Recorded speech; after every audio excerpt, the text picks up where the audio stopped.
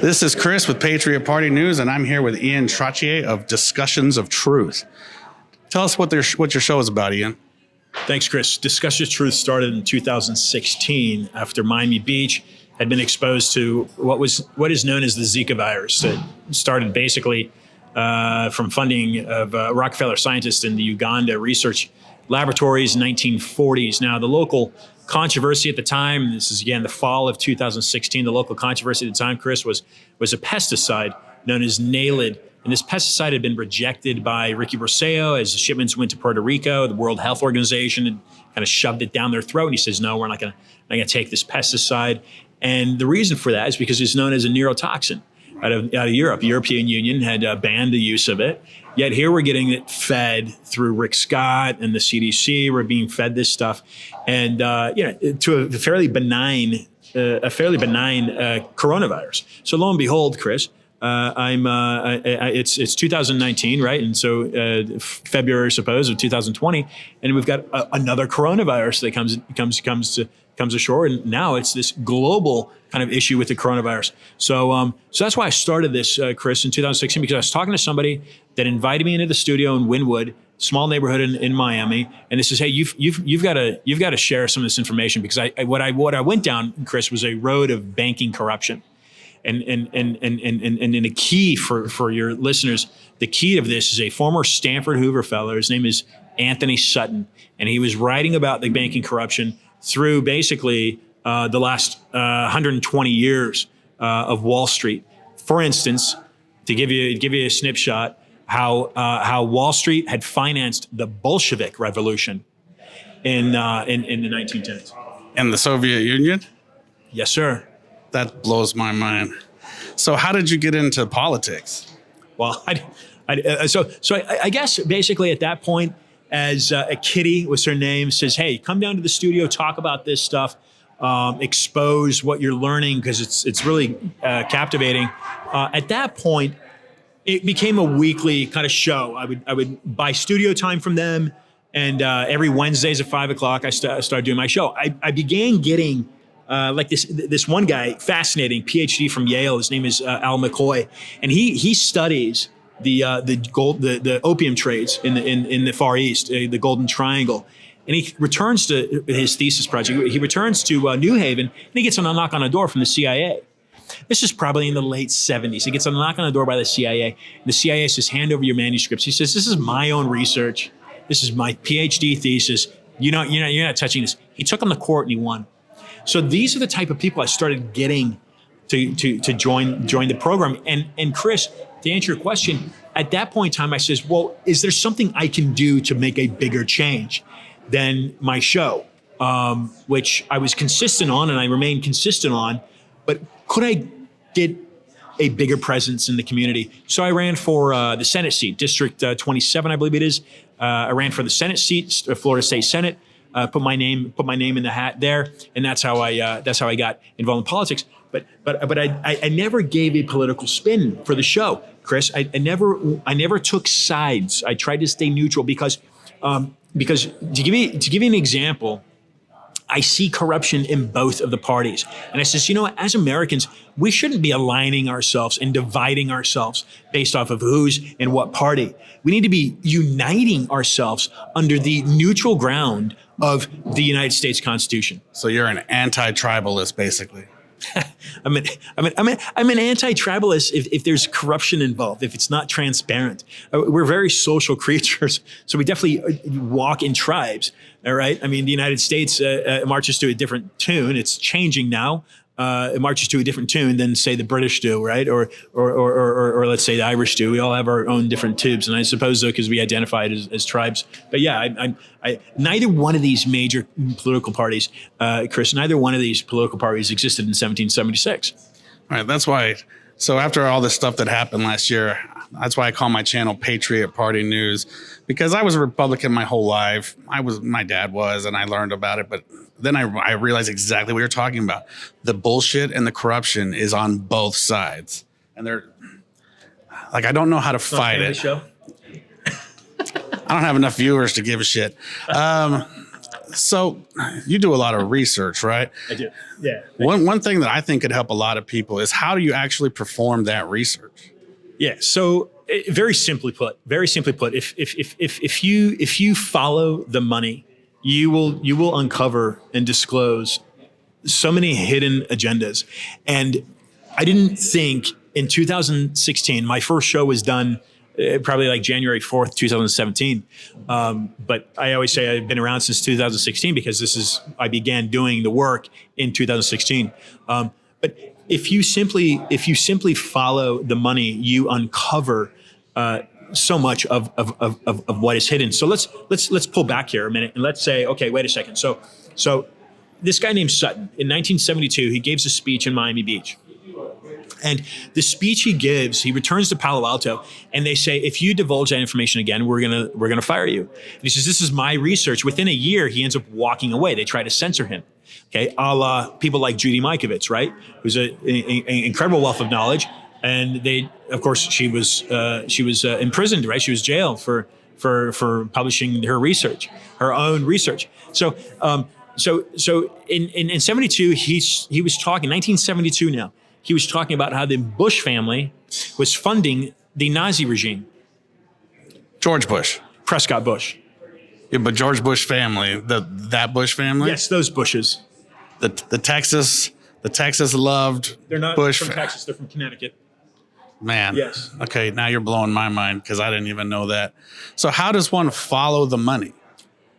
Okay, this is where you start. So if you find a source like I was able to find, this Sutton character, this researcher, not character, but this researcher, and he's saying he's writing books on, again, the Wall Street financing the Bolshevik Revolution. He's writing books disclosing how the Bush family, through Prescott Bush and Union Bank, that Prescott Bush was the head of at the time. And this is, Chris, I mean, yeah, if you go into congressional records, you will see that Union Bank was tried on Trading with the Enemy Act. Union Bank, a Wall Street bank. They were tried by Congress post-World War II with trading with the enemy. Now, Prescott Bush wasn't, okay? But he was one of the heads of that bank. That he didn't know what was going on. Of course he knew what was going on. Of course they protect themselves. That's exactly how it works. So Insulate. This is how they're protected, Chris, and this is very key. And I was just talking to Doug Billings, and he said that exact same thing. He says, he just blew my mind. I was talking to a guy named Pete Sessions, who's a congressman out of Texas. I was speaking to him in DC in December, and I was telling him this information. He had no idea, and he says, Chris, or he says, Ian, can you send me information? And so I did. So scale it back, and you start finding these well-achieved academic scholars, if you will, that are suppressed. And you say, okay, wait a second. Stanford's a very legitimate, well-respected institution. Why are they censoring him? Follow the money. What was he talking about, apart from Bush and apart from Wall Street? What was he talking about that was so sensitive, that was being covered? Well, in 1913, Chris, you may know this, in 1913, Woodrow Wilson signed off on the passing of the Federal Reserve Act. Coincidentally enough, there are no coincidences. Coincidentally enough, it was a year after Standard Oil had been dissolved for antitrust issues. A year later, and that same year, the Rockefeller Foundation was formed. And what's important to know is that when Standard Oil dissolved, it would dissolve into 33 different companies. But the main companies of those, Exxon, today we know as Chevron, Mobil, some of those names have changed, like Standard Oil, New Jersey. Those main companies, the largest shareholders were all the Rockefeller Foundation. Okay, so their lawyers found loopholes, and their monopoly only got bigger. It only got bigger. It only got bigger. And what happened with the passing of the Federal Reserve Act is the U.S. Constitution got hit in the stomach. Okay, and literally a knife ground into the stomach of the U.S. Constitution, because Article 1, Section A of the U.S. Constitution calls for Congress to have the power to coin money and not print, to coin money. I argue that the founders of this country knew of the corruption behind printing of paper money. Okay, that's why JFK, just a couple blocks from here, got his head blown off, because he was literally printing U.S. Treasury notes that had intrinsic value off of silver that the U.S. Treasury had, and he was trying to get rid of, in my opinion, the Federal Reserve, which is, go ahead. Well, a lot of the founders didn't even like the idea of a central bank, period. That's correct. That's exactly why Thomas Jefferson, who Aaron Burr was arguably an agent of Thomas Jefferson. That's why Jefferson and Hamilton, and I'm a Hamilton. My middle name's Hamilton, from Scotland. My grandfather's Hamilton. That is literally why Jefferson and Hamilton dueled.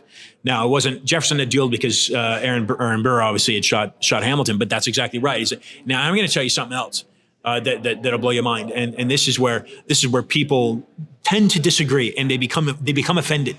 They become offended. But to answer your question, the Federal Reserve, and this is what Ron Paul has been talking about for decades now.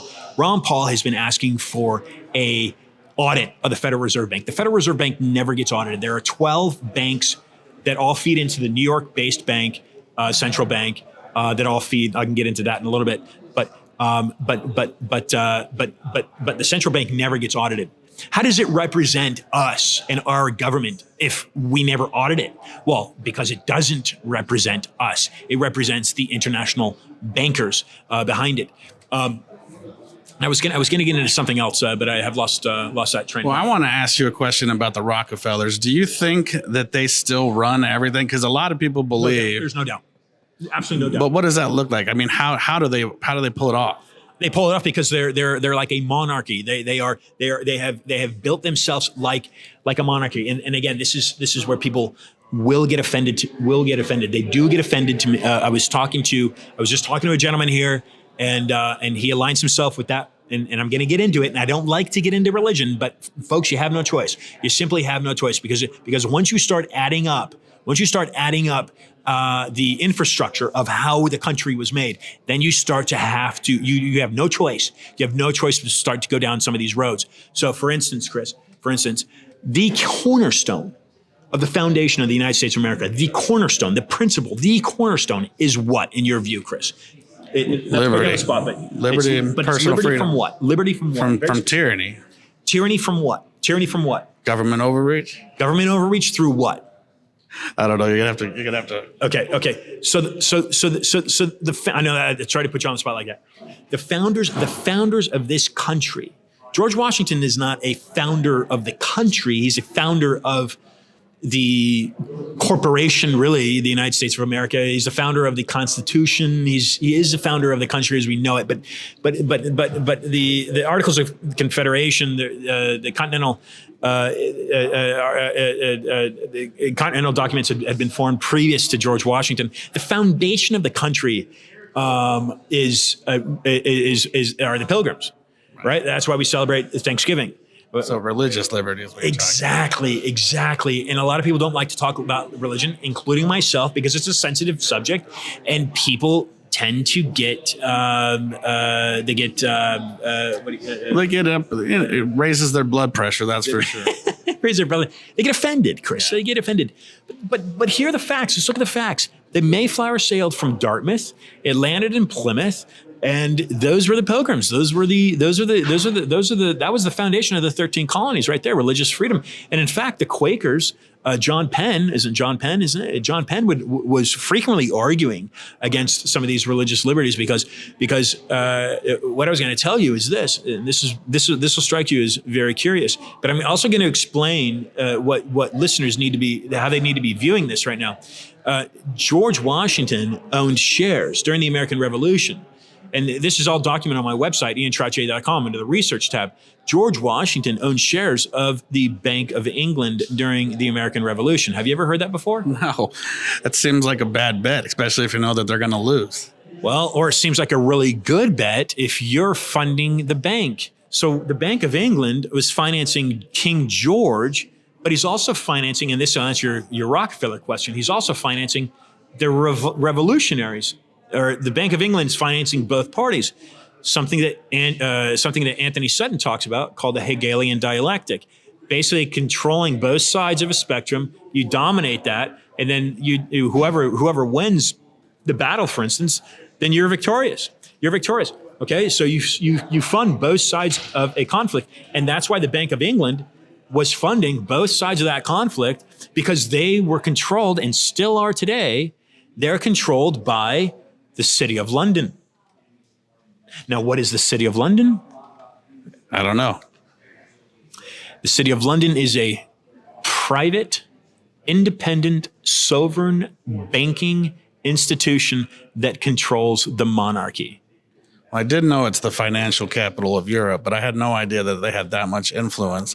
But how does that tie back to the Rockefellers? Right. So that's where we can't necessarily point fingers at, oh, the Rockefellers, right? Because, hey, isn't it every American dream to become a billionaire or whatever? I mean, hey, dude, if you invent some great product or if you have some incredible marketing strategy, hey, build yourself a mansion and buy yourself a yacht. I mean, that's the American dream is become. I mean, who doesn't want to become rich? I mean, sure, that's the lap of luxury. Everybody wants to live that, I would think. But you're still not in the club at that point. You have to really move on to the next level. Well, so this is how you can say. So basically, what I'm saying here is I'm not saying that there's anything bad about J.D. Rockefeller or anything about the Rockefellers. I'm not saying there's anything bad about that.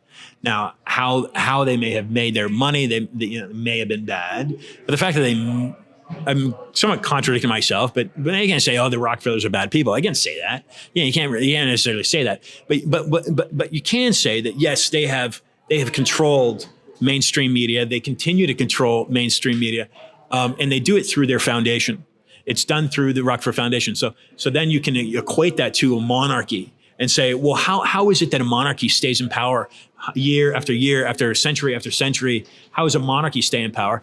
A very similar way. And so if you're a prince, or if you're a child of a king or a queen, then naturally you want to retain that power. You want to retain that wealth. Same things applied, if you will, with the Rockefeller Foundation. But what people need to look at is not necessarily, the buck doesn't stop with the Rockefeller Foundation. The buck continues into the City of London, where the Rothschild, and you can find this is public access, this is public information. You just simply go to your search engine, so you can find this publicly printed. The Rothschild literally fund countries, and they control countries. And how do they keep all of this information out of the hands of the people? Because they're controlling the education system. They're controlling the media, the mass media, the mainstream media. They're controlling the education system. There's a woman named Charlotte Iserbyt, and Charlotte was one of the early guests on my show, and Charlotte started talking about the corruption in the Department of Education. Now she had an issue with a program called the Betterment of Education through Science and Technology, which was conceived, I believe, out of the University of Washington, a la Microsoft. Okay. Now, and what it did is it gave computers and algorithms power over what kids were learning in the classroom. And Charlotte had said, no, I think that groups like the PTA and the parents should have control over what kids are learning in the classroom. And she was fired. Reagan fired her. And she wrote a book called and this is in the 80s, I believe, early 90s maybe, The Deliberate Dumbing Down of America. So if you can systematically control the information that your minions, okay, your slaves, your tax-paying naive people, me being one of them, okay, definitely I'm a naive slave. Yeah, me too. Right? If you can control the information, right? If you're basically taught how to think through. I mean, I had public education, so I didn't have the convenience of a private school. But you're always taught to think out of the box. But if you're controlling that narrative, a decade and through the generations, then that's how you lock it down. So this is where I'm going to insert this that might elevate your thinking to a different angle. And if it offends you, it offends you, and I don't care. I don't get offended. Because this is freedom of speech, right? I just don't get You just prove me wrong, man. That's all. That's prove me wrong. Prove it wrong. That's the whole thing, right? That's the crux of it. Right. Just prove it wrong. So Chris, so this is the thing here. And I'm probably going to blow your viewers' mind right now. Okay. I'm probably going to blow your viewers' mind. Okay. Now, what is the largest business on the planet? What would you say? The largest single business? You can say industry if you want, rather than saying like a company per se. Right now, I mean, oil and gas, right? I mean, you can say oil and gas. They're still the biggest. Tech companies, social media. Right. Something with tech would be the biggest, or certainly oil and gas we're all kind of slaves to the gas industry. Rockefeller, and the Rockefeller owned basically Microsoft. Okay, the Microsoft and the Rockefeller Foundation are behind things like ID 2020, and they're behind things like Gavi, which is the vaccine thing. And the Rockefellers, by the way, have a 100-year plan. You can find this on their website. They have a 100-year plan of how they want to see healthcare around the world. That was published in 2012. But the largest industry, if you step back for a moment and you think, okay, the largest industry over the human race is really a theory. So now we're getting into like conspiracy theory, which I don't like to get into theory. I don't mind conspiracy, all right? Because there is conspiracy. I mean, what's the theory? It's a theory, right? So the theory is a 3-letter word. God. Boom. Bullseye. Bingo. God. So, go ahead. So how does that, I mean, some would argue that God is not a theory, that God is a fact. That's what faith is based on interpretation, right? Sure. Faith is or definition. Faith is pretty much solid on that one. Yeah. But no, I understand exactly what you're talking about. So, but how does that? So, are you saying that they're going to try to control religion? I'm saying that there's a very strong argument that can be made that religion, organized, controls masses. Now we already know that. Because we're told that 9/11, for instance, was jihad, right? We're now, I mean, that could be true, but I think that was. I don't think it was. Now, a lot of people have an issue with other people's religions, and that's the beauty of the United States, right? Because the United States says, hey, you can pray to your God. You can practice God or religion any way that you want, as long as you're doing it peacefully, right? Religious freedom. We kind of established that as being the cornerstone of America. But here's a fact: outside of prophets, depending on your religious belief, outside of prophets are people that speak with God, and certainly we all have a feel of something communicating with us. We all have a soul, don't we? We all have a soul. So, I mean, don't get me wrong. I do believe in God. I mean, I can't. How you can deny that? I didn't create myself, and humans did not create the planet. So God does exist. It's just the concept of defining it and preaching it and practicing it, if you will, is controlled and does have control over the masses on many levels, whether you're Islamic, whether you're Buddhist, whether you're Christian, or whether you're Jewish. If you are part of those machines and those engines, then you are being told to practice your worship and your belief in God in a particular narrative. So that's why I say God, if you will, or the organized practice of defining it can be viewed as being the largest business on the planet. So I understand what you're saying, especially because these institutions are thousands of years old versus hundreds of years old is what we've got going on here. But it does seem like our leader, our representatives and stuff are actually kind of turning away from the church. So I'm surprised that they're not more inclined to follow doctrine, especially if they want to stay in power. There's no doubt about that, Chris. There's absolutely no doubt about that. I want to insert, and again, I get backlash. I get backlash from this, but I want to insert something called the liberation theology. Are you familiar with liberation? No, I've never heard of it. So liberation theology is something, and I want you to, if you're listening to this, I simply want you, if the words resonate with you, I want you to simply research this and go down this road. And again, prove it wrong. Prove it wrong. I mean, do I seem like a violent person to you? I haven't been hurt yet, folks. Okay, I'm a non-violent person. Cage match later. I deliberately didn't join the military because I don't believe in violence. But I will defend myself, okay? I'm a strong supporter of the Second Amendment. We need to be able to defend ourselves. And like Matt Gaetz has said recently, the Second Amendment, and this is the thing, like the left, if you will. And I really don't like to take sides left or right. I like to say Constitution, but the left, if you will, they'll say, "Oh, the Second Amendment is primarily to keep people's ability to hunt and feed themselves." Yeah, that's their narrative. Well, no, it's not, in my view. Most gun owners don't hunt. Like, there's millions of gun owners, and there's not that many hunters. Yeah. So the Second Amendment is a self-defense amendment, a clause. So that's why the Second Amendment came about, is for, and Matt Gaetz has spoken about this, has said this a couple of days ago. Literally, it was written into the Constitution so that Americans can revolt. I'm not suggesting you do that physically. Okay, I'm not suggesting you do that in a physical manner, but I'm saying, but what Gaetz has said is that the Second Amendment was put in place so that Americans can keep. Let's just rephrase it. Rephrase my memory of what he said. It can put into check and can keep into check any tyrannic government.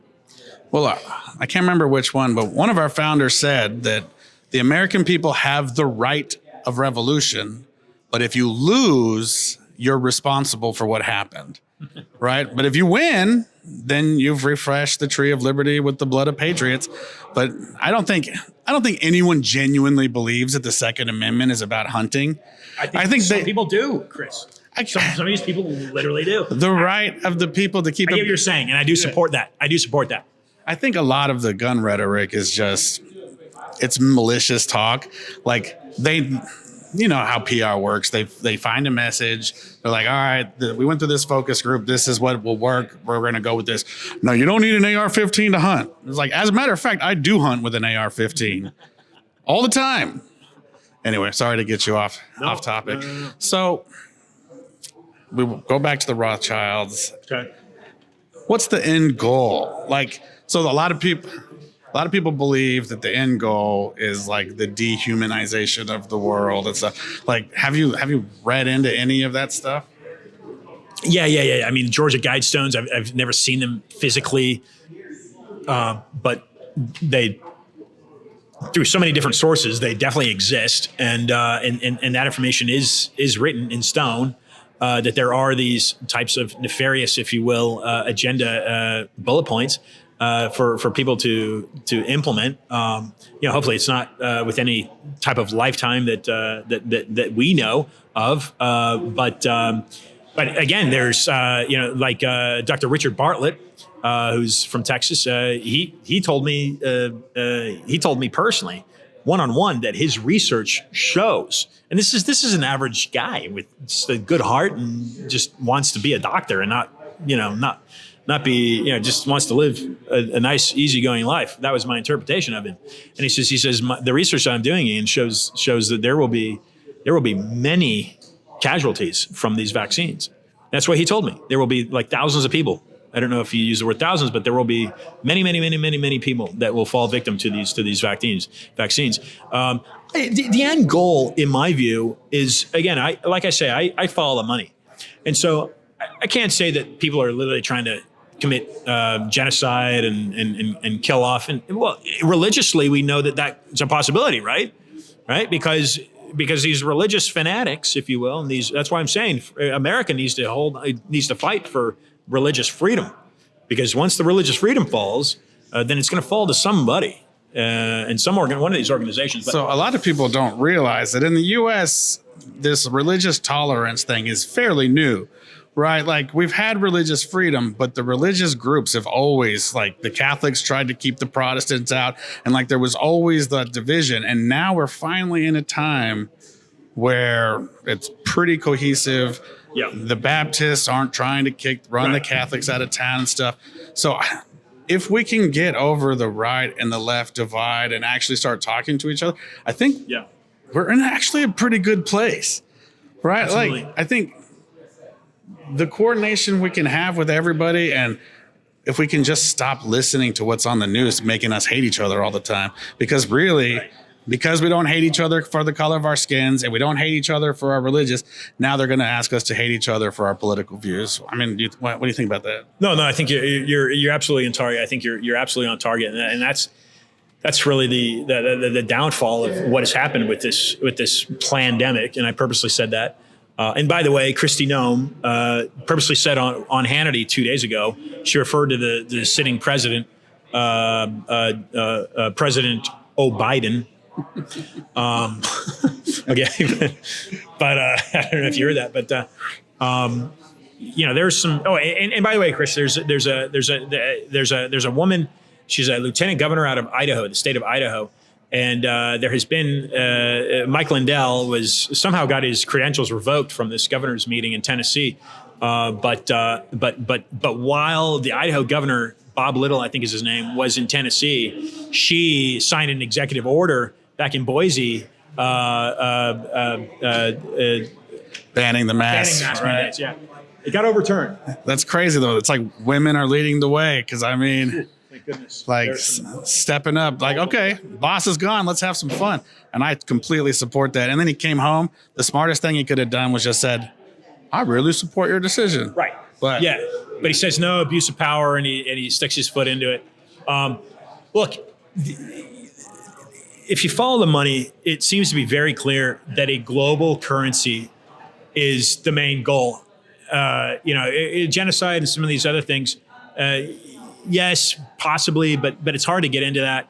But what you can do with some credibility is you can start to go down this road. But you have to do a little bit of research. You have to look at the history of 120 years. You have to say, okay, well, what was accomplished? For instance, Chris, you may not know this. In 1945, the People's Bank of China was officially established. That's post-World War. That's post-World War II. The Bank of Liberation Theology, by the way, to answer your question, came from the Second Vatican Council, and liberation theology is this concept of uplifting the impoverished. And you can apply that to different scenarios if you're using a Hegelian dialectic. Keep that in mind. But let me ask you this question, which I ask a lot of people: why is it, and for reviewers, why is it that China practices a form of government is communism? Where does communism come from? The full story for communism? Yeah. Well, actually kind of started in Indiana at the New Haven complex, right? And then that guy failed pretty hardcore, so he went to England. Marx, and he basically started a church, right? So then Marx goes to the church, writes a couple books, and it's been haunting us ever since. I always say that communism is the plague that the U.S. created and the U.S. is defeating. I like how you said that. I like how you said that. And I know there are those American kind of incepted backgrounds. But that's the point of it, is that China did not invent communism, nor did Russia. Communism, whether it's rooting from Indiana, as you're saying, Chris, or whether it's rooting in Germany from the Roman elements of the Roman Empire, what was the Roman Empire, directly or indirectly, it's a European form of government. So why is it that the Chinese are practicing this? My argument is because the banking system, which the British East Indies Company that was controlled by the Rothschild, controlled over the centuries, it forced the Chinese through Hong Kong, forced the Chinese to adopt this practice. All it does is it's a governance. It's a governance that funds this central banking regime that I believe is hearted in Basel, Switzerland, the Bank of International Settlements. So the end goal here is in the very short term. There might be some other things. Is to implement this global digital currency. What Americans need to do is Americans need to fight back, and you say, hey, is the Federal Reserve a government organization? And even though you might be thinking to yourself, yes, it is, I'll tell you right now that it's not a government organization. It's a private bank. It controls the government. It controls through groups like the CFR, the Council on Foreign Relations. It controls your Department of Education. It controls your media, your mainstream media, and it caters to these international bankers like the Rothschild and their motives. It doesn't cater to the U.S. Constitution, and that's why every American needs to stand up right now and clean out their government. Well, China is actively trying to deploy their own digital currency, like right now. The Fed has some in the works. I don't know how far along they are, but I wouldn't trust any government digital currency that they can track every single movement of it. So that makes me really worried. The idea of getting rid of cash as an alternative to digital currency scares me, because you don't want the government to know everything you've done, because the power of business analytics and the AIs, they can basically create a snapshot of who you are by your purchases and stuff. It's a terrifying time. So let me ask you in closing, what are you researching right? Close with me? No, Come on, man. Chris. I'm sorry, brother. I'm trying to build some rapport with you. You want to shut me down? No, we're doing a good. Censorship. We're doing a good job. What are you researching right now? You know, what I'm researching right now is I continue. I got to tell you exactly one of the books that I'm reading right now. And by the way, in regards to the digital currency, tied it into big tech and the big tech tyranny, I met with Governor DeSantis.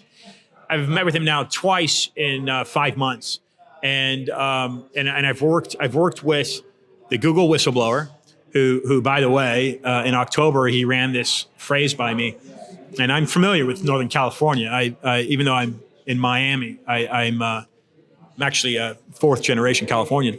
And this fellow says, he says, hey, Ian, you know, every time you type something into the Google search engine, you should be thinking this phrase, because this is a very common phrase, according to him, in Silicon Valley. If the product is free, you're the product. So anyway, what I'm researching right now, as he's censoring me, revolt. There's no censorship here. What I'm working on right now. What I'm working on right now is a couple things, and that is the CDA 230. I've worked with the Google whistleblower.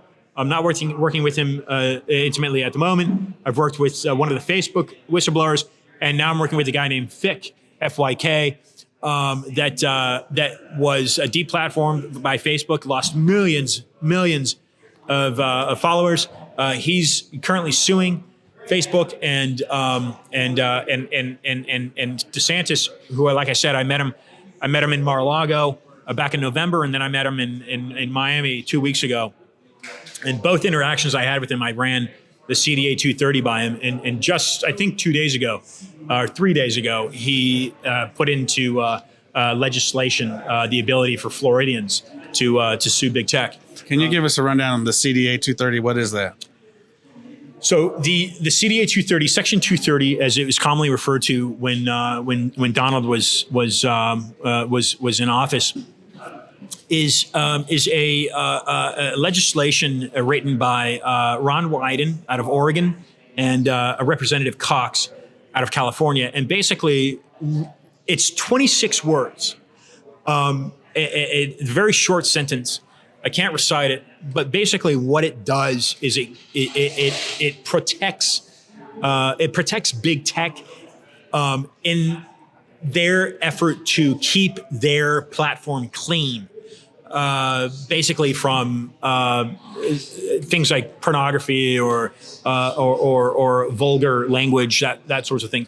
But it's very vaguely written, as you can imagine. 26 words is very vaguely written, and it's Section 230 that the big tech companies now, these tyrants, are using to deplatform, as they did on, I think it was the 8th of January or somewhere around 10th of January, as they deplatformed Trump, and then they deplatformed they deplatformed off of Facebook as well. I've been a victim as well as to tech censorship. I've been flagged and I've gotten warnings, and I started a website called stopcommunism.net. It started getting traction within 10 days. The host, a San Francisco-based host called Yola.com, Y-O-L-A, shut it down. Boom. Totally shut it down. And they shut down a bunch of my other websites, including my namesake website, which I had to transfer it to a different host. So CDA 230, that's a nuts and bolts, a basic understanding of what it is. It needs to be rewritten so that these publishing houses, because we're basically using their house to publish on, in my view, okay, freedom of press, freedom of speech, and they're censoring our speech. And yes, they're private companies, but they're providing a public service. So they need to be held accountable. They got to stop doing this to us That's one thing I'm working on, the Section 230, CDA 230. And does the bill that you guys are working on in Florida, does it have any algorithm protection? So I don't know if you saw the Project Veritas video where they're actually ranking people Morgan, for their vaccine hesitancy, and then they're not removing it. They're just shooting it down the list, or they're flagging it, right, or hiding it. Like, does the bill have any Does it have any protection for that? No, I don't think that bill has anything. It gives you any protection regarding being categorized on their vaccine views. I think, and I haven't read the bill, but I think basically what it does is it gives a Floridian the right to basically use the platform of the state to fight back. So if they're using their argument as being characterized or categorized into this kind of vaccine hesitant type group, then they can rely. My understanding is that they can rely on the legal system of the state of Florida to support them. There's also now been a countersuit by. I heard about that. Yeah. So this is a battle, guys. This is a battle, and we can only do this in numbers. That's why we need masses to. And by the way, I'm going to say this, Chris. I'm going to say this. Yeah, I'm going to say this. You know what happened on January 6th? I guarantee was incited by Antifa. They just arrested that guy, the one that they actually paid him like $70,000 for his video. Yeah, the guy in Utah. But he's in jail now, right? Mm-hmm. Yeah, he's an Antifa. He's a known Antifa supporter, and he was dressed in Trump paraphernalia, and that was the word, is that Antifa was going to be there that week, that day, and the word that I heard was that they would be dressed as Trump people. So in my view, that's exactly what happened. It was a major smear campaign to smear Donald Trump. I mean, this guy was getting 100-mile long caravan in Miami of Cubans and Venezuelans, anti-communists, coming out in support of Trump, because they knew that the BLM and these groups were basically funded by communists like George Soros. Here in Texas, we gave Joe Biden a caravan too, a caravan out. we escorted him to the border. See you later, dude. Okay, brother. So tell me, where can everyone find you? Yeah. So they can find me at iantrottier.com, INTROTTIER. Outside of the 230.com, outside of the 230, that's what I'm working on is I was going to give you the name of the book. Oh yeah, please. There's a couple of them, but Divine Providence is one, written by a former guest on my show. That's a really good place to start. Ed Reichen, who's a Canadian, and James. I feel bad. I don't remember James's name at the moment. But Divine Providence. Just Google it with Ed Reichen.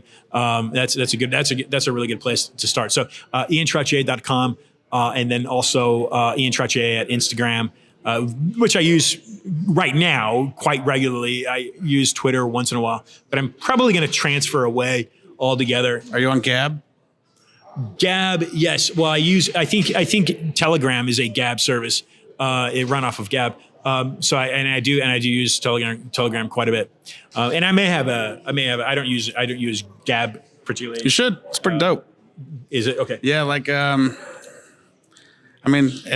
originally it had some problems, and let's be honest, there are racist people who post stuff and usually I think they're bots, but it's a pretty good community. All right, brother. Well, I appreciate your time. Thank you very much.